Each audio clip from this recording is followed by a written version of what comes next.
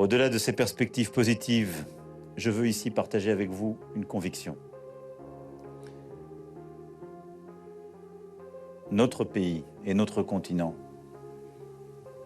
devront continuer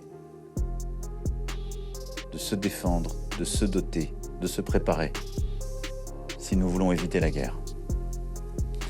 C'est le choix que nous avons fait, que nous continuerons de faire. La dissuasion est à cet égard une composante historique et essentielle de la défense de la nation. Et c'est une chance pour notre pays. C'est pourquoi nous continuerons de renforcer chacune de ces composantes. J'aurai l'occasion de revenir sur chacun de ces points dans les semaines et les mois qui viennent. Mais ce que je vous annonce aujourd'hui à Luxeuil est une étape importante pour la dissuasion nucléaire française, pour nos armées et évidemment notre armée de l'air et de l'espace.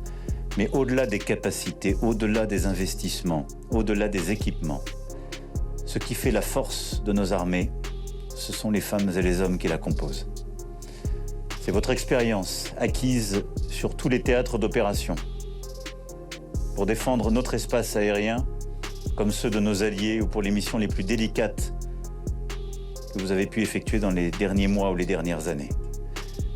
Et c'est cette force d'âme qui compte pour moi plus que tout. Nul ne sait dire ce qui adviendra dans les mois, les années qui viennent. Ce que je veux, c'est que nous soyons prêts. Ce que je veux, c'est que nous soyons protégés. Ce que je sais, c'est que grâce à cette culture de l'engagement, à la force de nos armées, à la force de notre armée de l'air et de l'espace, ensemble, nous saurons faire face.